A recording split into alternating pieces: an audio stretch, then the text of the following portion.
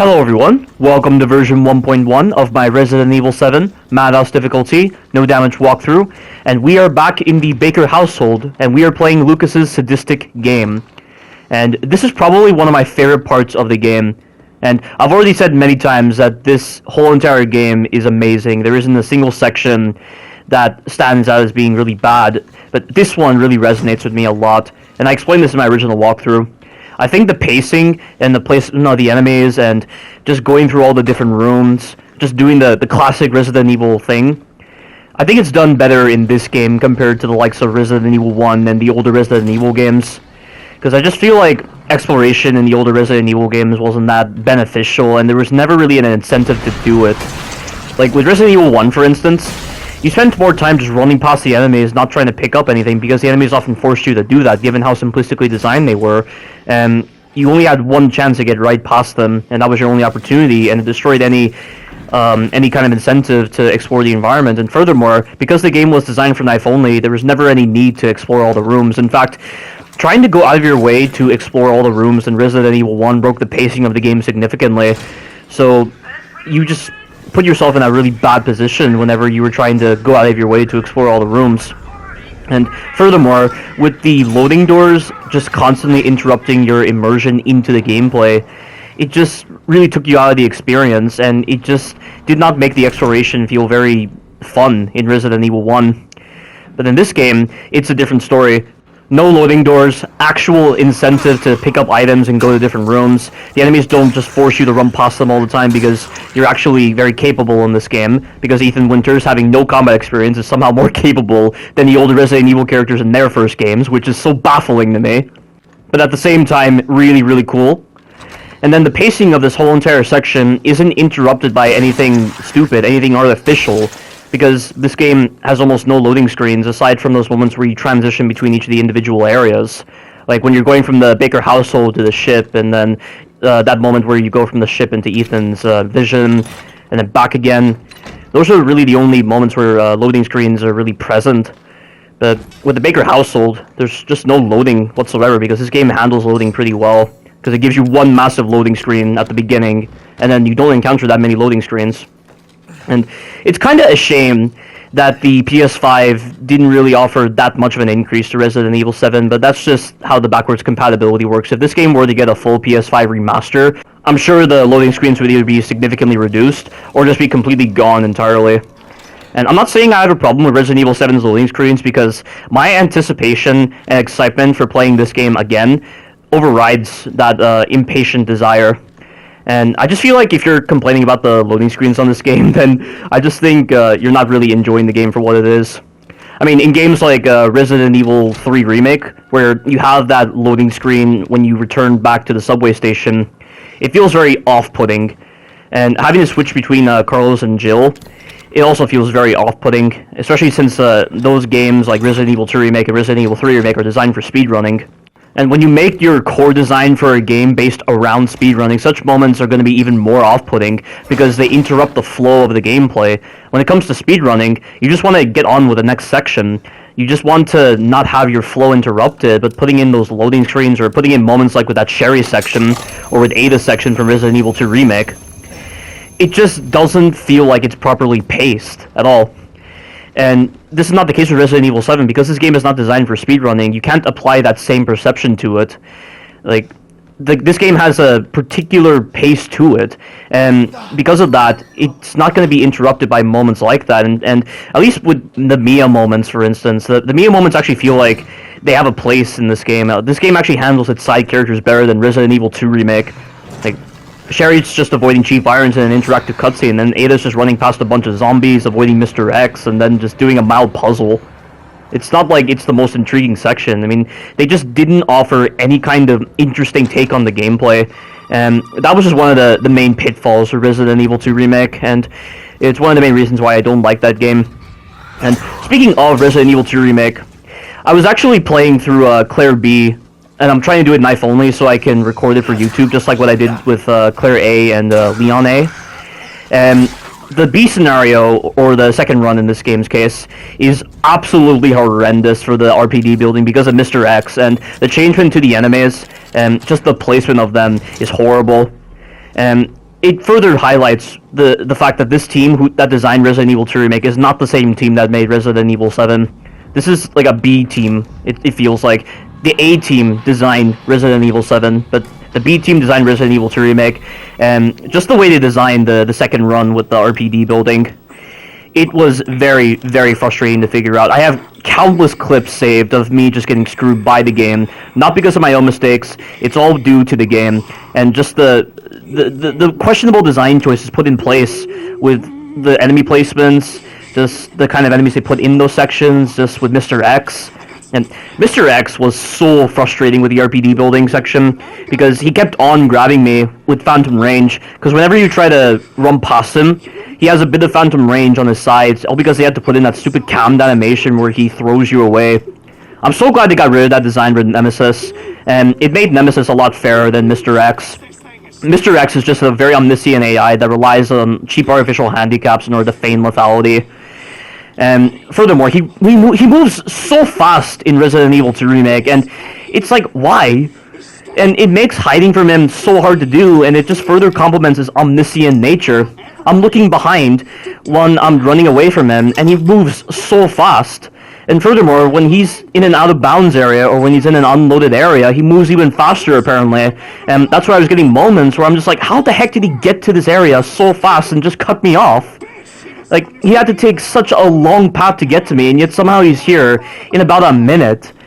It's just, it's so stupid, and I'm so glad that I'm doing this recording for Claire B, because I'm able to complement my own perceptions on Resident Evil 2 Remake from a more informed context.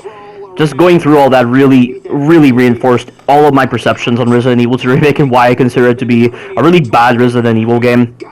And I've currently made my last save before G3 Birkin, so I still need to do that part of the game, then I need to do G4 Birkin, and then finally do G5 Birkin, and then I'll actually have the full run done. But I will say though, my time spent suffering through Claire B, and then also doing sections a little differently compared to what I did previously in Claire A and Leon A, has really helped in allowing me to save up on my knives, and for also improving my strategies. So I think when I release my Claire B run, it's going to be significantly better than my Claire A run and also my Leon A walkthrough. So stay tuned for that. And I think I'll also make it where I'm going to show the full scenario, not just put it in parts, because I think I can shorten that whole entire scenario to less than an hour, because the second run is incredibly short. I managed to get out of the RPD building in about 18 minutes, and I'm just amazed that they made it that short. But I guess with that shortness, they increased the bulk route by about 100%.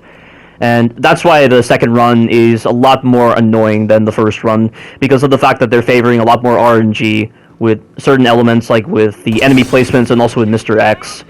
And because you're so close to the beginning of the game, I imagine they thought, oh, these RNG factors aren't going to be a problem if you can just restart from the very beginning because you're so close to it.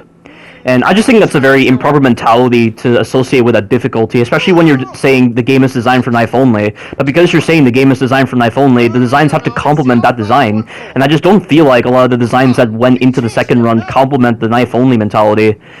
And it's just so heavy on the RNG, and I don't like it whatsoever. And as I was saying all this, I just made my way into Lucas's area of the Baker household, which is the barn. And can I just say that Lucas is one of my favorite characters in the Resident Evil series, same with Jack Baker and Marguerite. Like, you can tell that the developers had a lot of fun developing this game when they make the dialogue as hilarious as it is, and just very memorable. Like, the actors had a lot of fun doing the dialogue, the developers had a lot of fun designing this game, and the different areas, and the characters, and it's just so great to see a Resident Evil developer just having this much fun developing a game. And I just think with Resident Evil 2 Remake and a bit of Resident Evil 3 Remake, the developers just didn't seem to have a lot of fun. And I think this is as good a time as any to resume my previous tangent on that one video where this developer was discussing Resident Evil 2 Remake and also the other Resident Evil games. So, resuming my previous tangent, Kadoe-san said that Resident Evil 7 raised the level of horror, which I do agree with, because the combination of the atmosphere, the detail, the mechanics, the enemies, and the different scenarios they put you in definitely helped in creating a very ambitious Resident Evil game, and therefore a very ambitious survival horror game, and such ambition will always lead to a rise in the level of horror. The next statement that stood out to me was that they said that Resident Evil 7 went back to the roots of the series. Now, if you didn't play Resident Evil 1, you would probably not think anything of this statement, but considering that I played Resident Evil 1 Remake, and it's a remake of the first Resident Evil game, I would honestly say that Resident Evil 7 did not go back to the roots of the series. It went back to a route that was actually a lot cleaner, a lot less compromised than the route that they used at the beginning of this series. Because if they did use the same routes as Resident Evil 1, then it would be as simplistically designed as the old games, and just like Resident Evil 1. So I don't agree with that statement at all. Resident Evil 7 may have gone back to the roots of the series, but it evolved it at the same time. And this is another reason why I love this game greatly. And they also said that Resident Evil 7 took in mind the feedback from players, and they also kept that in mind with Resident Evil 2 Remake. But I think that's bullshit. So many people hated the initial concept of Resident Evil 7, including the game. They did not listen to their fans. There's no way that Capcom listened to their fans. And because they didn't listen to their fans, it's why Resident Evil 7 is one of the best Resident Evil games, so why Resident Evil 2 Remake is a poor excuse for a Resident Evil game. So I think Capcom is just saying that to be polite to their fans or to not put themselves in a bad light. I talked about this in my Resident Evil 4 walkthrough, and I talked a lot about a video from Resident Evil 2 Remake's developers. You have to check out my Resident Evil 4 walkthrough. It's Chapter 5, Part 1, where I really go into detail about this. But I need to pause on this tangent right now because we're fighting the Fat Molded. There's two of them. The first Fat Molded that comes over to you, he represents all of the Fat Molded that you fight on Madhouse difficulty. The second one that you encounter is the one that was originally intended for this encounter. So the first one that comes is obviously added in by Madhouse difficulty, but the second one is the original version. You'll understand why in a moment. So what I'm going to do is I'm going to stand up here, and I'm just going to shoot them with the enhanced handgun ammo. And every time he comes up here, he's going to always do that attack. So straight to the right, and do not get close to them, because every time you blow their head off, they will always cause acid to come your way, and it's very hard to avoid. So always keep your distance when killing the Fat Molded. Now, you see this right here? This is why I'm saying this second Fat Molded is different from every other one, because he actually flinches. The amount of shots needed to make this guy flinch is less. And the other Fat Molded don't really flinch as much, and the only way to make the other Fat Molded flinch is to shoot them in the leg and fire at least 3 to 4 shots with your enhanced handgun ammo. But there's never really a situation where you need to rely on a flinch animation to deal with the other Fat Molded. I mean, the final encounter with the Fat Molded, you need to have a neuro round. I mean, you can also do it without the neuro round, but it's a lot more risky because there's always the possibility of one of the Fat Molded doing the running attack, and you have to shoot them in the leg, but it takes 3 to 4 shots from your enhanced handgun ammo to stun them, and if they're close to you, when you shoot a Fat Molded in an area that's not the head, it will cause acid to come right towards you, and it's very hard to avoid. So that's why I recommend the neuro round for the final encounter. In fact, I'm honestly amazed that there are people who struggle with that final encounter with the Fat Molded, because the game gives you a neuro round before you even get into the mine area. So how the heck people are losing the neuro round before that point is mind-boggling to me. But we are now moving on to the puzzle section of this entire barn area, and I think this is the best puzzle of Resident Evil by far, because it's a puzzle that actually kills you for solving it correctly. You have to cheat in order to do this puzzle correctly, and this is a puzzle that rewards exploring the environment, because when you find the videotape that showcases the solution to the puzzle, you are able to cheat and completely skip the whole moment where you get burned by the fire that Lucas sets out. He still tries to kill you in the end because he's a sore loser, and I like that nature to Lucas, but you're still able to get out in the end. And I think this is the kind of puzzle design that I really appreciate in the Resident Evil game, because, as I've stated before, I don't like the puzzles in most of the Resident Evil games because they always impact the pacing of the game negatively, and just the overall flow of the puzzles. They just don't complement the game at all, and they feel very slow. But this one, because it's so intricately designed, and you're hearing Lucas talking, and you're seeing all these really unique animations playing out, I think it really complements the pacing of the game. In fact, this actually leads me back on to the tangent I was discussing from the developer video, but when they were talking about the puzzle designs, they said that the puzzle designs were to be considered adventurous aspects ever since the original version of Resident Evil 2. But I don't see what's so adventurous about doing this out-of-place puzzle that doesn't complement survival horror well. If anything, it feels like a kind of design that belongs in an action game. What do puzzles have to do with survival horror? You're so immersed into the environment, you're feeling scared, you're dealing with very deadly enemies, and then out of nowhere you go to a puzzle? Like, how does that impact the pacing positively? I mean, the safe rooms do a better job at impacting the pacing better than these puzzles. The whole point of safe rooms is to give you a breather from the horror, but is that what they're trying to do with the puzzles? Because if so, it's a terrible breather. It just doesn't make any sense, and it just feels so out of place. You can tell it was just artificially placed there. It's so arcadey in its design. I don't like it.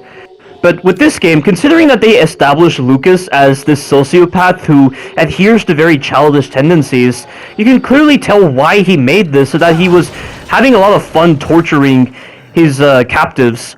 And trying to do the same thing with Ethan makes so much sense.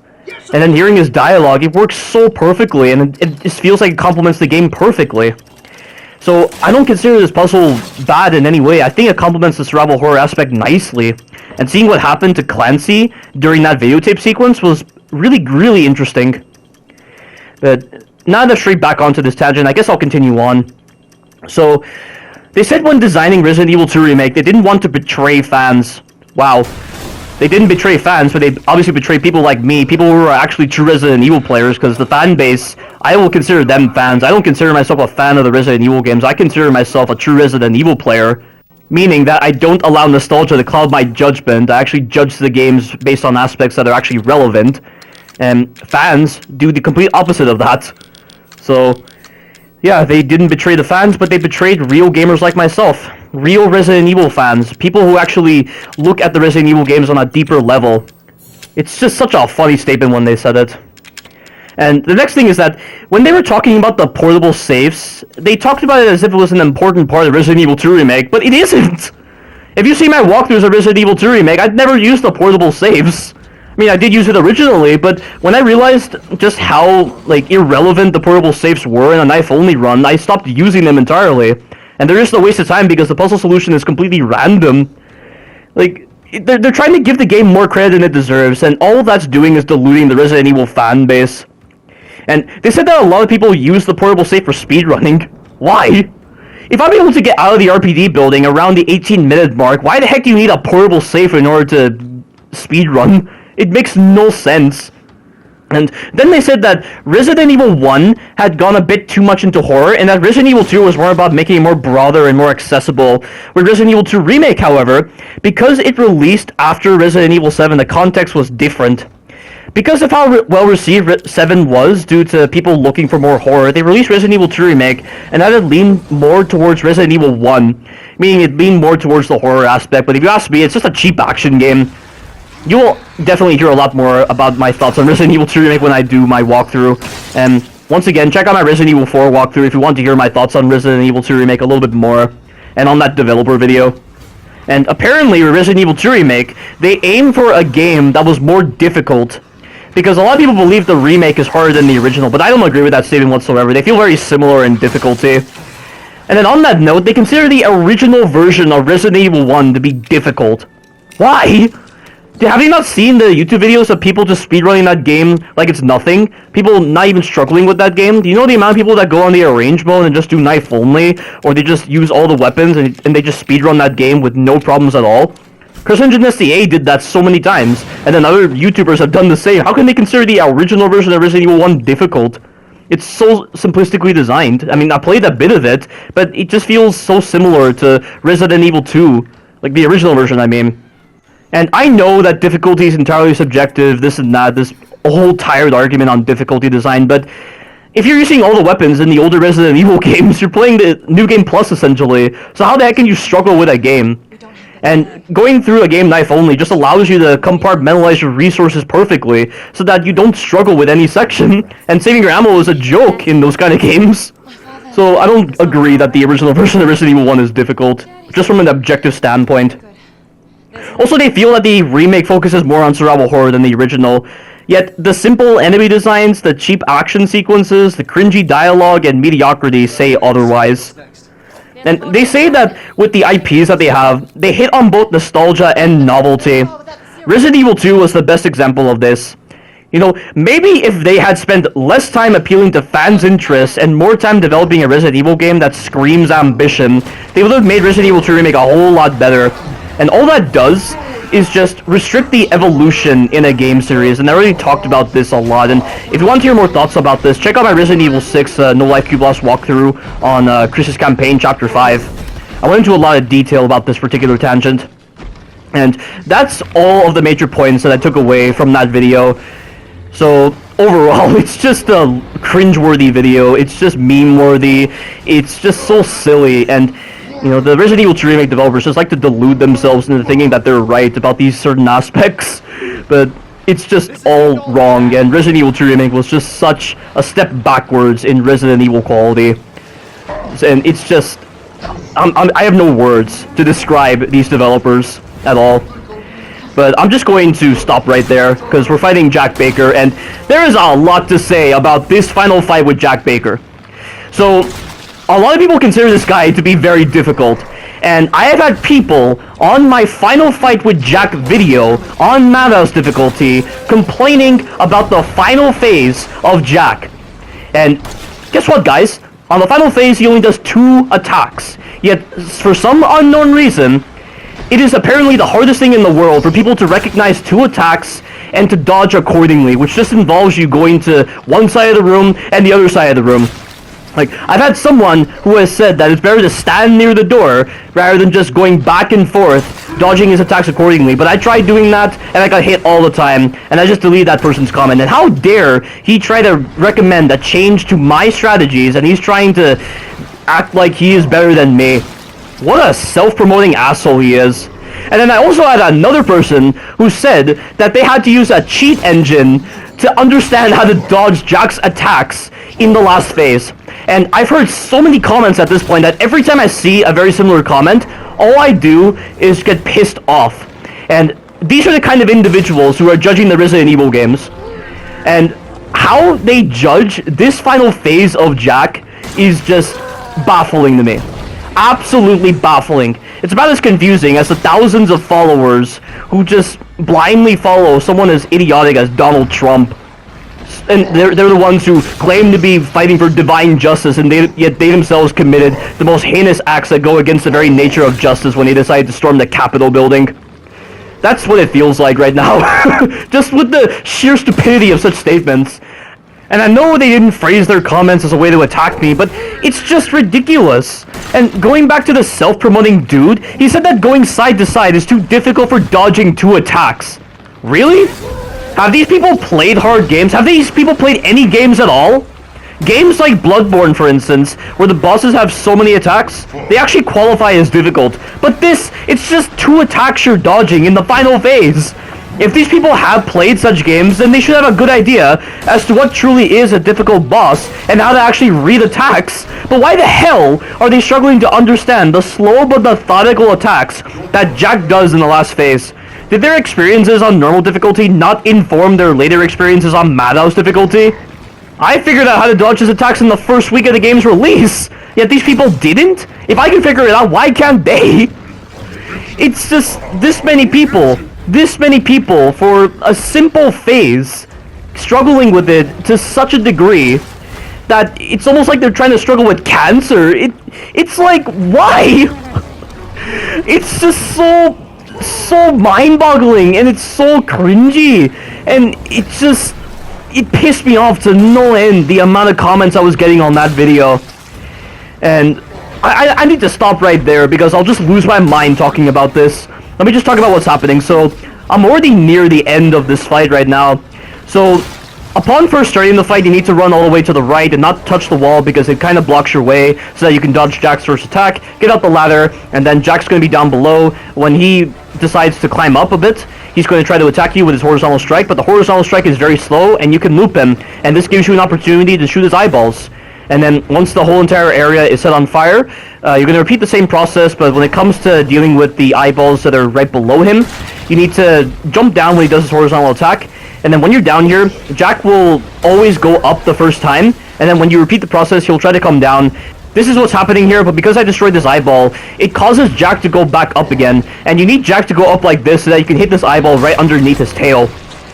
And just utilizing the other methods for getting rid of his eyeballs, it's very, very simple. And I believe I just need to destroy one more eyeball. And the only way I'm going to be able to destroy it is to get Jack to climb up, do his horizontal attack, jump down while he's doing the animation, and then shoot his eyeball. And because he dropped down after he finished his animation, that previous attempt, I know he's going to try to climb back up, so it gives me plenty of opportunity to shoot him. But on this part right here, I destroyed him one shot. There we go.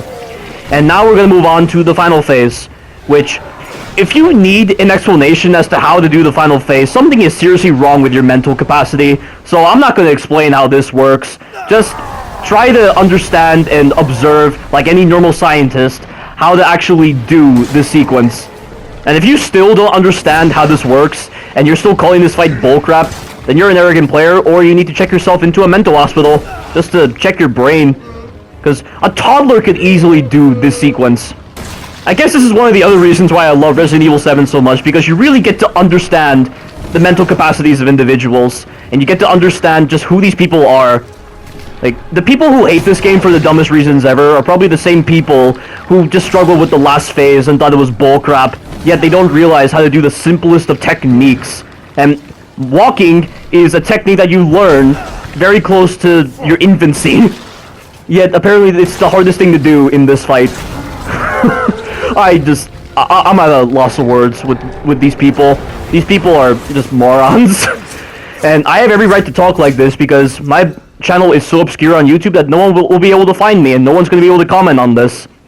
And my channel just doesn't get a lot of views. My videos don't get a lot of views. And yet I still talk like I'm talking to a very large audience like Seraphim17 with how detailed my commentary is. I'm not even being paid to do this kind of stuff. I'm doing this because I have a passion for it. I'm doing this because I can voice all my thoughts without any external interference within reason. I'm doing this because it helps keep me sane, and it helps in removing any dark thoughts. I'm doing this to bridge the gap between games and other domains of society and people in a way that the average layman would never think to bridge, like with explaining how the hardest difficulties in games showcase the developers' true mindsets. I'm doing this to give gaming a good name and to denounce the evils of those who would dare ruin such a name. And I'm doing all this without getting paid, as I've already explained. Like, this all feels more valuable than the things I'm doing in school or college right now, because if I'm completely honest, I don't feel like I learned anything from my pre-college years that shaped me into the kind of person I am today. I feel like I'm learning stuff that's actually important in college right now, but at the same time, this feels equally as important. And that is just the kind of person that I am. That's all I'll say. I don't care if I am such an obscure channel on YouTube. At least it has its benefits. But as I always do with every single playthrough of Resident Evil 7, I am going to get the good ending by curing Mia. And unlike all the Resident Evil games that have multiple endings, this is the only Resident Evil game where getting the good ending actually leads to a faster clear time for a speedrun, if you're trying to speedrun this game. And I think it's very interesting that they decided to make that decision now. Because they could have done it at any point, but instead they just settled with the bad ending always gets the faster clear time, and then you compromise the story. So odd that they would do that. And I love this music here. I love this piano music that's playing. It's very somber. It's very self-reflecting of all the things that have just happened, and you're with Mia. I think it's a nice way to transition over to the ship area. And this is the end of the Baker household. Stay tuned for the future parts. Thank you all for watching, and you take care now.